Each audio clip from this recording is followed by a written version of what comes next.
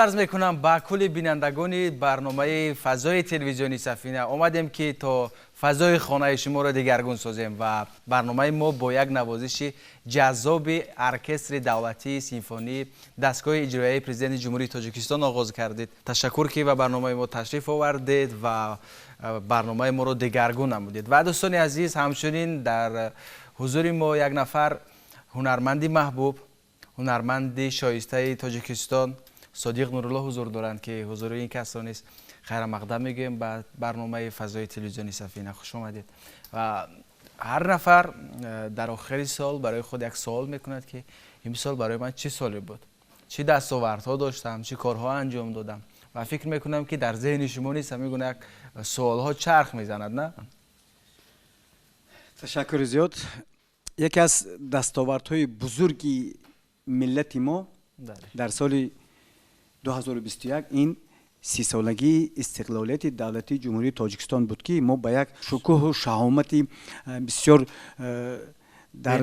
بی‌نظیر در سطح بلند ما استقبال گرفتیم.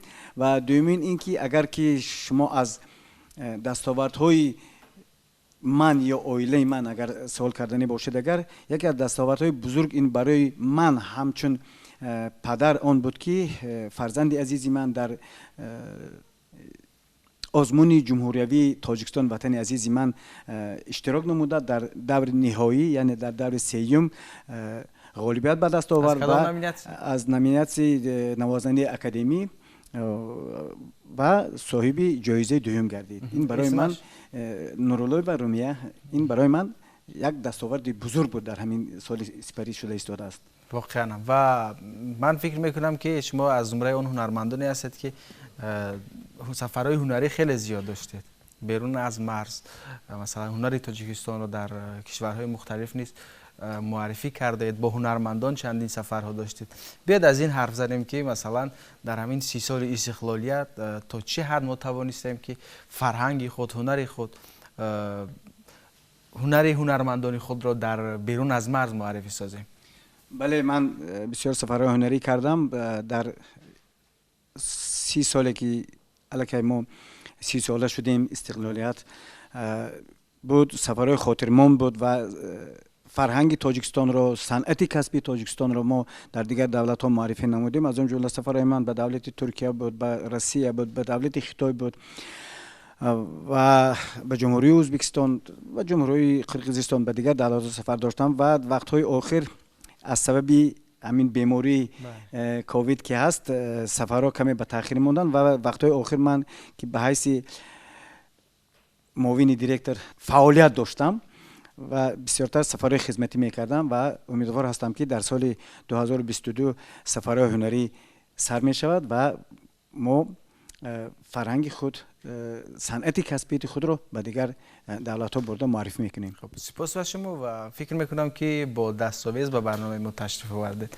دستاویز شما چی است؟ من میخواهم یک سرود هست، سرود نیاپلیتانی که کرمیل ایمان نام دارد، به تماشابینان عزیز خوانم و در ایجادیات من، در فعالیت من همه وقت موضوع محبت در مد اول میستد، برای اینکه محبت به وطن، محبت به زن، محبت به مادر، محبت به ملت و محبت به این سرزمین همه وقت در ایجادیات من هست، بود و میماند. خب تشکر زیاد و ما مشتاقیم که ترانه شما رو بشنویم.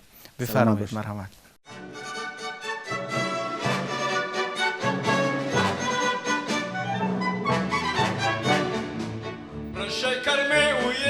Должен я, разлука мне судьбою суждена, но помнить буду всюду я тебя, и вспоминать прелестные глаза. Ах, сладко хочу, ты будешь ли верна, и будешь ли всегда ты ждать меня? Кармен, Кармен, полна любви душа.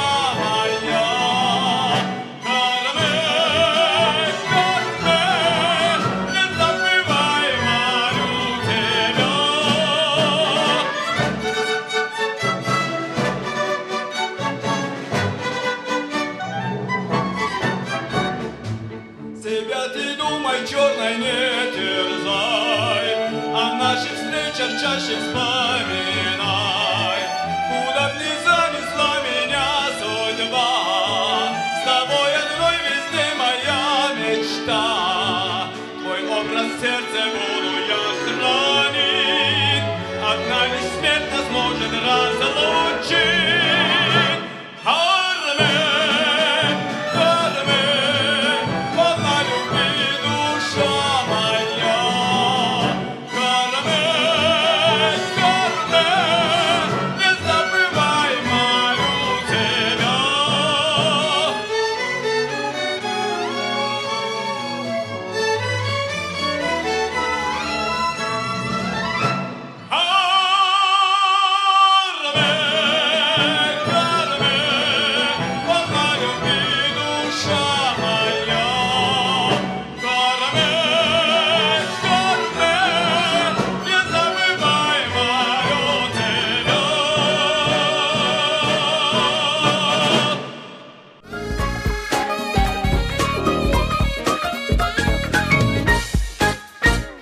برنامه را ادامه میدیم دوستانی عزیز و باز هم به برنامه ما مهمون دیگر تشریف آوردند. علیم جان سالیزاده، رهبر ارکستر دولتی سیمفونی دستگاه اجرایی پرزیدنت جمهوری تاجیکستان. خوش آمدید به برنامه فضا و من فکر میکنم که همه این دستاوردها، همه این ترانه و آهنگ هایی که پیشنهاد می شود با زحمت های شما است که یک گروهی کلانی هنرمندان را رهبری میکنید و از سال 2018 این جانب ارکستر دولتی سیمفونی دستگاه اجرایی پرزیدنت جمهوری تاجیکستان فعالیت میکند و من فکر میکنم که در اینقدر یک سالی کوتاه ارکستر توانست که از خود مثلا درک دهد و نتیجه های خیلی خوب رو نیز مثلا از خود نشان داد در برنامه های کنسرتی دولتی و چندین برنامه های گوناگونی که در جمهوری برگزار می شود. ارکستر فعال است و از خود برنامه های جالب نشان می دهد. خب بیاید کم از فعالیت ارکستر حرف زنیم. سلامت باشید. حقیقتا هم در آخر سال یک نتیجه گیری میکنی از فعالیت کار و من پیش از همه منتداری خودم رو به ارکستر رسانیدم که با مطربان و هنرمندانی که در آنجا فعالیت میکنند که سال بسیار از جهت کارهای ایجادی و از جهت مسئولیتی که به ذمه هنرمندان واگذاشته شده بود، این جشن پرشکوهی 30 سالگی استقلالیت جمهوری تاجیکستان و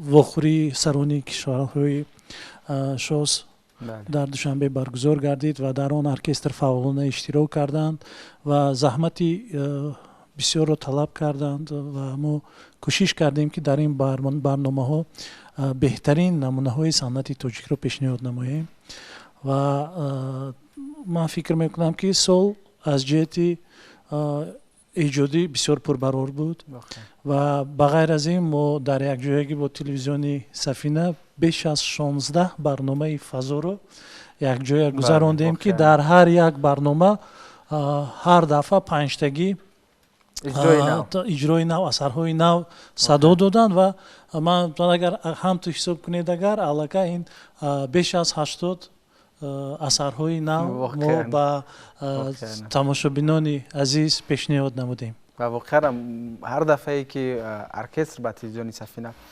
تشریف میارد و واقعا ما از مثلا تنتنه آهنگ های ارکستر لذت میبریم و واقعا یک تنتنه خاصه دارد. مشاهده میکنم که اکثر کارمندان شما جوانان هستند، اکثر هنرمندان در برابر مثلا هنرمندان حرفه‌ای جوانان بیشتر دیده می شود. خب من فکر میکنم که ختم کرده کنسرواتوار و مکتب های موسیقی هستند. بسیاریشان البته ختم کرده، همشان صاحب علم هستند. آنها مکتب های تخصصی موسیقی رو ختم کردن. عموما مطرب شدن بسیار دشوار است و مطرب ارکستر شدن که بسیار صنعتی بلند داشتن در کار. مطربان اول در مکتب موسیقی میخونند، بعد مکتب موسیقی بعد در کالج صنعت علم خود را، علم آموزی خود را دوام میدن، سایقل میدن، بعد در کنسرواتوار. بنابراین ما یک بار با دودرچم وقتی که شیشتیم و حساب کردیم، دودرچم 23 سال حیات خود رو با تحصیل. خواندن و تحصیل واقعاً. صرف کرده است و وقتی که ما حساب کردیم 23 سال شد. فقط در یک سازی موسیقی؟ فقط در ساز موسیقی. در یک ساز. بنابراین واقعاً. بسیار این چیزی پرمشقت است، لیکن بله. من بسیار خرسند هستم که حاضر تاجیکستان عزیز ما چنین امکانیت دارد، شرایطو کرده است برای جوانان که آنها علم آموزی کنند. چنین بسیار ارکستری زیبایی با همه طرفه شرایطش مساعد آماده شده است و جوانان در اینجا هم علم می‌آموزند و هم صنعت خود را صیقل می‌دهند. و واقعا مثلا من بیشتر وقت در حیرت میمونم. خب نمیدونم این شاید این تکنیکای کاری شما است که یک گروهی بزرگی مثلا مطربان را چگونه اداره میکنه. مثلا یک گروهی بزرگ یک آهنگ مینوازند. این مثلا در تصوری من، در اندیشه من واقعا هم نمیگنجد. ولی این مهارت شما است، این مثلا کار شما است که همین گونه یک معجزه میآفرید، همین گونه مثلا موسیقی های خیلی جذاب رو پیشنهاد میکنید که شنونده از آن لذت میبرد. زحمت دیریژوران پیش از همه خیلی خیلی نظررس است و من خوشبخت‌ترین انسان که در ارکستر ما چنین یک نابغه داریم مثل سردیریژور ارکستر دلیر تیلویف که هم آهنگ میآفرد، هم آنها را با ارکستری سیمفونی مطابق میکند و باز همین دودرچه که گفتم ولیشیر دیریژور دوم ارکستر است و زحمتی کلان آمادگی اثرها به دوش آنها است. واقعا و تشکر میگویم. دستاویز دیگر چی است؟ سرود از رپرتوری حافظ ایرانی نجاتی که در امریکا زندگی میکند، ماتریک با نام گیسو و این یک فکر میکنم دستاوردی سال نوی به همه تماشابینان تلویزیون سفینه است. خب مرحمت بفرمایید.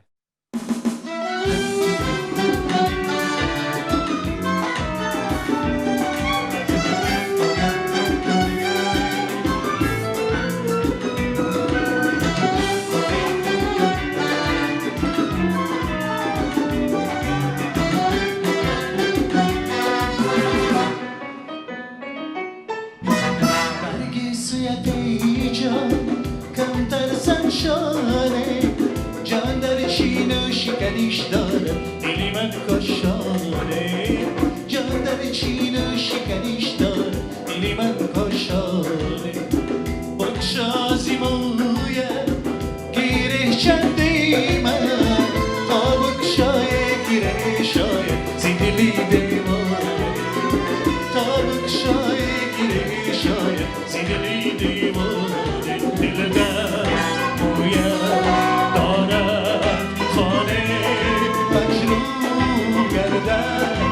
زنی هر دم شانه مجنون گردن، چه زنی هر دم شانه. در حلقه مویم مستی لسیر است، بینم خونین دلیلو سری هر دندانه، بینم خونین دلیلو سری هر دندانه.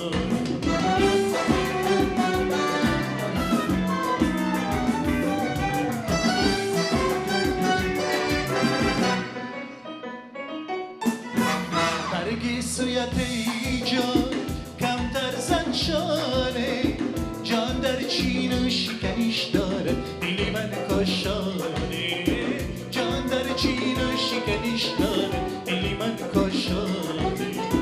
بکشا زیمویه گیره چندی من تا بکشای گیره شای زیدلی دیوانه، تا بکشای گیره شای زیدلی دیوانه. دل در مویم دارد خانه مجنون گردد، چه زنی هر دم شانه مجنون گردد، چه زنی هر دم شانه. در حلقه مویم مستی لسیر است، بینم خونی دلیلو سری هر دندانه، بینم خونین سری دلیلو سری هر دندانه.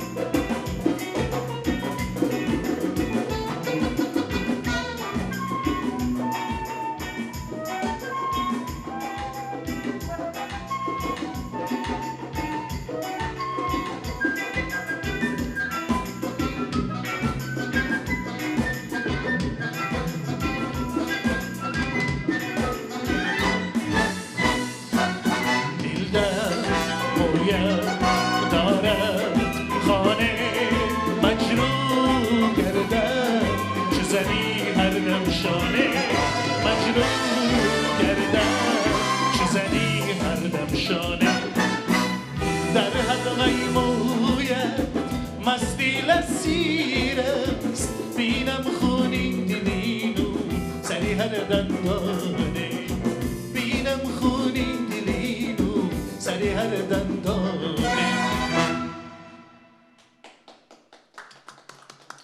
تشکر به شما برای یک اجرای زیبا. واقعا هم لذت بردیم از ترانه‌ای که این حال پیشنهاد بیننده کردید. یک سال سپری شد و من فکر میکنم که چون که در بالا گفتم سالی پربرار بود، سالی بود که نتیجه های خیلی خوب ارکستر نشان داد و من فکر میکنم که برنامه های نو در دست دارید، شاید که ترانه های نو و همچنین موسیقی های نو پیشنهاد کنید. البته کوشش میکنیم که سال 2022 همین و بالایی که همین بسری تمام مردمی جهان آمده است با آخر میرسد و ارکستر با فعالیت اساسی خود این سفری هنری آغاز میکند به خاطر همین وبا، به خاطر همین پاندمی از بسیار نقشه هایی که ما داشتیم که در خارج سفر ما باید برنامه خود رو پیشنهاد میکردیم، چی در آلمان، چی در فدراسیون روسیه، چی در دولت های همسایه خودمون جمهوری ازبکستان در شهر سمرقند برآمد به نقشه گرفته بودیم. بنابراین بسیار نیت داریم که تیزتر امکانیت پیدا شود که ارکستر به سفر براید، بسیارتر هواداران موسیقی کسبی رو در دیگر دولت های ما توانیم خرسند سازیم، با صنعت تاجیک شناس کنیم و البته میخواهیم که باز سفرهای در داخل جمهوری هم در شهر و نواحی ها برگزار گردند و ارکستر در اونجا فعالانه شرکت ورزد. و قبلا این سفرهای هنری داشتید؟ البته. با کدام کشورها؟ ما با جمهوری ازبکستان به شهر بخارا رفته ارکستر در آنجا بسیار یک برنامه خوب نشان داده بود. در میدان ارکایی که در آنجا بسیار میدان کلان حجم است، زیاده از 4000 آدم جمع شد و در آنجا 2 ساعت ارکستر ما رو بسیار خوب پذیرفتند و با صنعت حاضر زمانی تاجیک آشنا گشتند. واقعا وقتی که هنر بیرون از مرز می رود، برای یک تماشابین ناآشنا، برای یک نفر ناآشنا پیشنهاد می شود، چی تجربه می دهد برای هنرمندان؟ چی تجربه می دهد برای مثلا ارکستر؟ وقتی که ما برنامه خود رو پیشنهاد میکنیم، پیش از همه سنجیدنی ایم که رویه ما، روش ما درست است یا نه. وقتی که آهنگ های ما و آن کارکردهایی که خود ارکستر دارد و این چیزها در دیگر ارکسترهای جهان وجود ندارد، این یک موسیقی خاصی ملی خودمون رو آموزش کرده که با موسیقی صنعت جهانی و وقتی که خوب قبول میشد، خوب پذیرفته میشد، ما فکر میکنیم که ما راهی درست رو انتخاب کرده ایم و باید در این سمت باز کار کنیم و فعالیت خود رو دوام دهیم. خب ما نیز امید داریم، ما نیز باور داریم که ارکستر دولتی سیمفونی دستگاه اجرایی پرزیدنت جمهوری تاجیکستان با سفرهای هنری خود، با برنامه‌های تازه خود، با آفریدن اثرهای جالب ملی در عرصه بین المللی موقع خاصه پیدا میکند و شرف تاجیکستان را، هنر تاجیکستان را معرفی میسازد و باور داریم که در اینجا هنرمندان خیلی موفق نشستند که در آینده باز هم از خود درک میدهم، باز هم هنری آنها معرفگر می شود و این باور در دل ما هست و خوش آمدید میگیم شما را. سلامت باشید. واقعا هم از حضور شما لذت بردیم. خیلی خوش بود که امروز یک برنامه جالب رو با شما پیشنهاد بیننده تلویزیونی سفینه گرداندیم. و در آخر ما میخواستیم که یک نوازش رو با نام عجم، آهنگساز مطرب بسیار خوبی که با ارکستر ما در یک جایی که کار میکنند سراج‌الدین جورایف رو در کارکردی دلیر تیلویف پیشنهادی تماشا بینان کنیم. تشکر زیاد. و دوستان عزیز با انتهای برنامه امروزه فضا در رسیدیم. به شما روزگاری خوش، تنی صحت تمنا داریم. تا دیدار دیگر سربلند باشه.